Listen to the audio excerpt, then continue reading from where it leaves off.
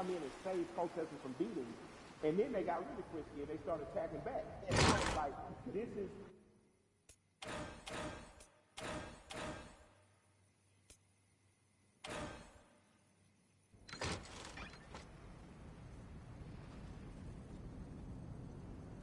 for us. And in this moment, we are exercising our right to make public display of the evil that has happened. It makes me proud that I live in a country that has long promised equality, rarely given it to people who look like me, people who don't look like me defending. You made an interesting note and observation about the skateboard crew. And I think anybody who's watching has noticed that it's not just Black people who are out here No, protesting. Like it's this not. is It's a tapestry of people. it's a tapestry of The, people, the correct? I mean, Amish, the Amish. yeah, yeah. Wasn't that I didn't crazy to even know see? the Amish saw the news. Yeah. I was thinking, who told them? Right? Yeah. I was like, how did I was, right? I was, So I was so impressed though. I was so yeah, thankful. My heart was very filled with impressive. joy. Yeah, so you're seeing all these different types of people that you never thought this issue would resonate with them. It kind of reminds me of your music. Your music is unapologetically pro-Black, unapologetically, Yes, right? But absolutely, yet, when absolutely. you look at a Killer Mike fan, it's across multicultural section of Yes. people. Why do you think your music is able to resonate that way, despite the fact that you are also clearly talking to your people? Yeah, I'm proud to be me. I like me. I like Black people. I'm not making no excuses. I'm not making no apologies coming in the door. I love us. I am in love with us. And because I love me, it has nothing to do or affecting my love of others. I have a very good friendship with East Indian cousins, Raj and Neil. They own the store right next to Walters on what's happening. So if you're from Atlanta, you know about Walters. If you're a big guy from Atlanta, you know about, the store right next door. These guys have always just been good to me. Raj went to India. He came back, brought my wife incense, these beautiful little elephant characters. He's proud to be Indian. I've learned about being Indian from my Indian friends. When you're truly who you are, how could you be offended? How could you not love it or like it? Like, man, I'm a part of the original people on earth. I'm from the continent that birthed all humanity. I think when you wear that proudly and unapologetically, and not from a place of needing someone to be below you, there's no reason for a people not to like me. I like you. I got plenty of heroes that don't look like me. There's a portrait of John Brown on my wall in my basement. I thought he's a hero. He doesn't have to look like me. You know what I mean? But I refuse to act like people who look like me aren't great. I didn't say good. I didn't say good enough. I didn't say equal. I said great. I'm from a great and mighty people. And if you can't accept that, then maybe I'm not for you. But I believe that because I am simply who I am, I believe that that gets accepted. Because you know what? I remember being on a tour bus, and I'm on there with a bunch of Northeasterners because of course, my rap partner's a white guy from Brooklyn. And we're on there and watching Swamp People, and everybody's laughing. And I come up and stagger into the front, and I look at it, and I start smiling, and I look at the room and say, I got more in common with them than any of y'all. And I just walk to the back. Now, because it's the truth. I'm a Southern boy. My grandparents from Alabama and rural Georgia. I grew up more like people on those shows. So I think across cultural lines and across racial lines, people identify with me, but just because I'm your typical American guy. And I have some special things. I'm not going to deny that I'm special. I was a smart kid, went to Morehouse, had an understanding of some cool stuff. I married a beautiful woman, that helps. But I think that ultimately what resonates with people is that I'm a regular guy. One of my best friends in the world is a white guy from Brooklyn. So I think that people understand that I have the ability not to look past your race or ethnicity, not to look past who you are culturally, but to look at it and love it and learn from it without wanting to co-opt it or be it. What you're talking about in a very succinct and robust way is really allyship, and that's been a Absolutely. word that, yeah, you have a lot of. It sounds like you have a lot of really great allies that are in your life now. In this moment, I've gotten the question constantly. I assume you have too, about how to be an ally. What do I have to do? Right? I've had so many conversations with white people, like really good friends of mine, in the last Yeah. 2 weeks, where all right, guys, I appreciate your enthusiasm, but Yeah, but hold on, hold on. hold on a second, just relax. But Absolutely. I, with that, nevertheless, that being said, is that, what would you say to somebody who wants to not only be an ally, but be a good ally? If you want to be a good ally in this moment, white corporation, white person with the means, that's a worthy allyship. On a ground level, if you're just working hard every week, you don't know what to do, you're an electrician, you're a plumber, grab one young man who doesn't look like you, a young woman, and teach them that trade. That's allyship. Allyship isn't just throwing the money, but if you got the big money, put it towards somewhere. But on a very real and basic level, my son had an accident with a man named Keith. I bought my son a car. My son Malik, with a very pretty girl in the front seat, rear-ended this guy Keith. Um, Calls me. I pull up to Keith and the police officer. I say, if he'll allow me to handle this privately, I just don't want to call my insurance company because, I had just got in an accident. I drive fast. My son, Keith, in good faith, gave me the opportunity to do that. And me and this man became friends. I'm literally friends with this white man who told me about Atlanta pre-white flight and desegregation, who's taught me about fatherhood and the importance of presence in your child's life. That doesn't happen if we're not open for it to happen. So an allyship with white people doesn't have to be an organization of saving the world. But you do have to do what me and Keith did. You do have to, on blind faith, trust someone who doesn't look like you and allow that person to educate you. So an allyship is not just calling your black friends saying what I do. It's going to black organizations that might be local and saying, what am I do? It's calling your friend and saying, what's the next thing you're doing? And I want to be an extra set of hands. Doesn't mean you get to go to the black people meeting, but it does mean that they say, I'm going to feed people on Skid Row. You show up. And you show up with empathy and care, and you do it. And I'm going to tell you, we need doctors in that space. We need lawyers in that space. We need legislators in that space. We need the people who are really empowered to be in that space, because there's some things that need to happen on ground level that once the grassroots people have gotten it here, there needs to be money put behind these things. A lot of the problems that we have now that are erupting could have been solved in 96, 2006, 2016, and all these other years, but we chose not to because we trusted the right thing's going to happen. Right thing's not going to happen unless we make it. And after that, you have the potential to truly be brothers and sisters. You have the potential to be past the letting cultural, national, religious markers evict the fact that I know that I'm talking and I'm with a human being, and at our very core, past any physical difference, my job is to honor the soul of that other human being. So there's no need to have allies because I'm not at war. I truly have a brother and sister. There's no need to have an ally because there's no threat of war. I refuse to send any 18-year-old boy or girl off to die. And that has to be something that's much, much deeper than policy, much, much deeper than the human condition in the last 500 years. We have to get back to that. So that's my humble opinion. I don't know, where that takes white America, but I hope we stay standing up, fighting together. Mike, we've been having this great conversation, and a lot of people watching, they probably want to know, because again, these things happen in flashes where 1 minute we're talking about this, everybody's fired up, everybody's willing to do things, and then the next minute, the momentum dies. So how can the people who are watching now, how can they keep this conversation, this action, this momentum going? Take this conversation, get 8 to 10 people around you, your neighbors and people who live within 10 square miles, and start to see what you can do to affect. And then connect with other people that may be in closer proximity, 30, 40, 50 miles, even another city or places that are doing it right, in other places. Connect with those people and just if all of us do a little bit, no one has to do a lot. If all of us do a little, if all of us pick a little to do, no one will have to do a lot. That's a word right there. If we all do a little bit, nobody has to do a lot. Has to do a lot, absolutely. Nobody has to do a lot. Mike, I have enjoyed this conversation like I enjoy every conversation with you. I can certainly talk to you. Yes, it is mutual. The mutual respect and love of society right here.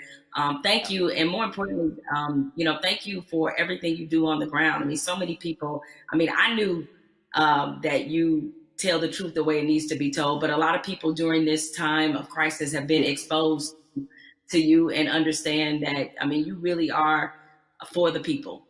This is called We the People.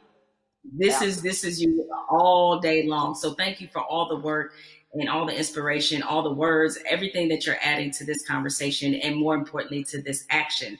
With that said, we have to say goodbye, but we don't have to get out of here just yet because I'm gonna toss this on to my brother Okay. Van Jules, who can take it from here.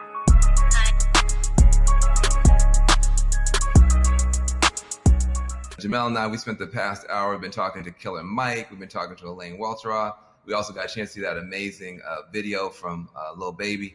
Jamel, what did you get from your conversation with Killer Mike? And more importantly to me, what do you make of this moment that we're in? The one thing you can always expect from Killer Mike is blunt honesty. I think that's why a lot of people look at him as a really credible voice right now.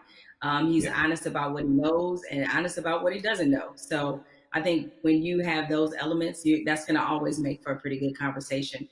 I'm with you. I mean, this moment at the same time is welcome. It's also a little bit surreal in terms of what took us so long to get here, to make sure that we're not always starting from ground zero every time we have to have a significant conversation about race in this country. Why do you think it's different this time? Because, I mean, there have been videos before, and yet people still now act like they're shocked. Help me understand what's different this time from your point of view. What's your theory? It's two things that I think stood out about the George Floyd video. One, there was no yeah, but. And granted, in my mind, we've seen videos where there was no yeah, but people nevertheless invented a yeah, but. But in this one, there really wasn't one, even if you were Stretch Armstrong trying to stretch and find one, there just wasn't one. What always has just stuck with me is the look on this officer's face as he was kneeling on George Floyd's neck. It was so cold. It was as if this were Thursday. And he showed such little emotion, remorse, any emotion you want to name. He didn't show any of that as he killed a man in the middle of the street with bystanders looking on. So I think that situation, coupled with the fact we had already been reeling from Ahmaud Arbery, we had already been reeling from Breonna Taylor. And even though the situation wasn't fatal, there was definitely a storm of frustration at what happened with Christian Cooper. So this all together leads us to this moment where finally, even the most adamant naysayers who wanted to pretend as if this wasn't a structural problem, what could they say? I mean, there was nothing else that could be said, and I think everybody who was already fed up decided now is the moment, now is the time. The world has slowed down because of COVID-19. If we are going to address this, this needs to happen now. I've never seen 20, 30 million white people asking black people for leadership. That's interesting because they start, well, what do you want me to do? I'm like, well, I don't know. Google is a powerful tool. I don't know. I'm realizing now, though, that this is an honest question. How do you think that we as African Americans and our allies can rise to meet a moment like this and actually accept the fact that we may actually have a couple million new allies? And how do we deal with that? That's new for us. I'm glad you used the word leadership because there's a difference between us being put in a leadership position and us being put in an educational position. The educational part, we are long past, right? We don't want to be educating anybody else about race. We're not here to soothe you. We're not here to make you feel better. But leadership is something different.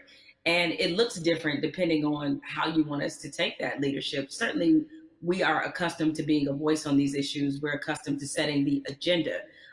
It's fine if we continue to lead in that direction. I think what we're looking for is if this were, a relay race, we want to pass the baton and we want you to be able to say, okay, here's what we've been feeling about this issue. Here's what needs to happen to change it. The other part of this race is that you got to be willing to run it just as hard and as fast as we are. Because if you're not, that's why we remain stuck in the flying pattern that we've been in for hundreds of years and decades as we've tried to reconcile this issue. So we have to figure out what is the most useful way of allyship. We see a lot of people throwing statements around. We see a lot of people throwing money around. We need that to be a focused effort, and more importantly, to be vocal about it. I can't take any more double-sidedness. There can be no more other-siderisms, if I may make up a word, meaning that you give over here and you're a company that is like, yeah, Black Lives Matter, except for in my boardroom where they don't, or except for in my organizational chart where they don't. So I'm done with that, right? That's great. Charity's great. Charity doesn't change structural racism, right? What changes it is when you actively look in your building and ask, why Mm. aren't there more Black people in this building, in this boardroom, in this C-suite? So the allies that we have, what you can do, change the structure and cultures of your companies, of your businesses, of wherever it is you have influence. Start there. The thing I try to tell people is, it puts us in a no-win situation. I want our white sisters and brothers to be better educated and to care more, but I don't want to have to bear the burden of trying to teach and educate all the time. The reason you pay tuition is because it's costly to educate someone. You coming up to me and saying, educate me, that's costly to me emotionally and from a time point of view. Also, I think we have to be very honest. Nobody would go up to somebody and say, teach me Russian in 5 minutes. And by the way, make me feel good about it. But I mean, you wait, hold on a second. Like, you want me to teach you about racism, which is the history of race in America is just as complicated as Russian. And you want me to teach you that in 5 minutes. And also, if I make you feel bad about it in any way, now I got to be your therapist too. And like you said, soothe you or whatever. That's got to stop. I would love for somebody to come to me and say, I made my whole family watch the 13th and read the new Jim Crow and read White Fragility. And we had a question on page 52. Now, hey, we can have that conversation all day long because you're doing your homework, but don't flop on me like you never heard of Google. If you wanted to know about cryptocurrencies or whatever, you find that stuff out before any Black person ever heard of it. So I'm sure you can educate yourself about anything you want to know. I have to say something to you because I've never gotten a chance to talk to you. I feel like I know you because I'm such a big, mad, crazy Stan and fan. But I love you to death. I just am so proud of you. I'm saying proud of you almost as Patrick. I am so proud that you exist. Where do you find the strength to continue to do what you're doing and say what you're saying, even in the face of opposition, to the point where now the whole world has to listen to you? Where did you find the strength when they weren't listening? I guess maybe this is just part of the Black woman's condition, is that we don't know any other way. And most of us, I come from a line of Black women who were just like this. My mother's like this. My grandmother was like this, where it's the old phrase we've all used as Black people, making a way out of no way.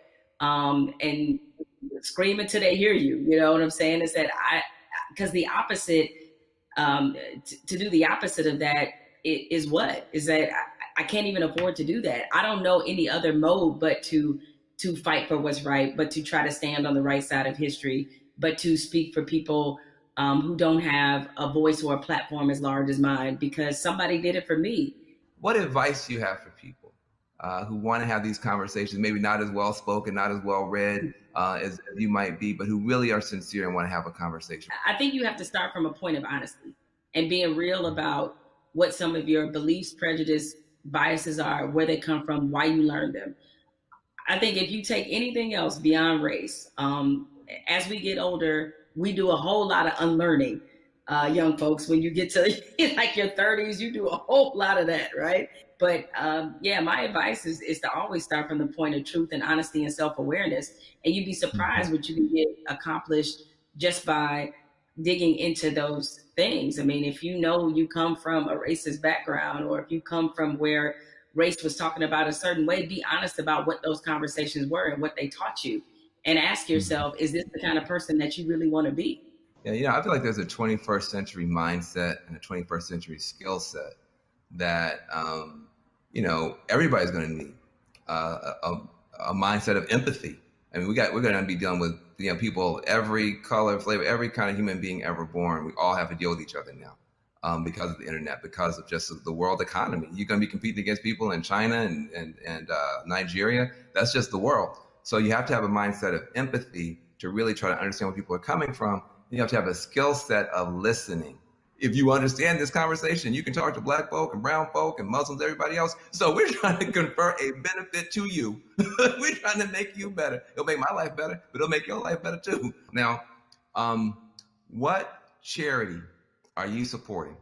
Well, as some people can maybe see my T-shirt, it says "Support Black Journalists." Right? The lack of still Black journalists in most newsrooms is pretty appalling. What changed my life and what got me really on the right path in this business was being a member of the National Association of Black Journalists. NABJ is the largest minority journalism organization in the country. The development, the networking, job fair, internships, scholarships, what happens there has changed lives. You know, it changed a lot of people's careers. I mean, people like you, Van, and everybody you want to think of, Roland Martin, Soledad O'Brien. It's just a number of people, Michael Wilbon, that are a part of this organization and have been able to build legacies there. And so it's on us to, again, usher in this next generation of young journalists who, I get it right now, feeling really discouraged when they look at not just what a lot of newsrooms look like, a lot of networks look like, but also we're under the under the shadow of a pandemic right now. So there's a lot of journalists who have lost their jobs. A lot of companies are downsizing.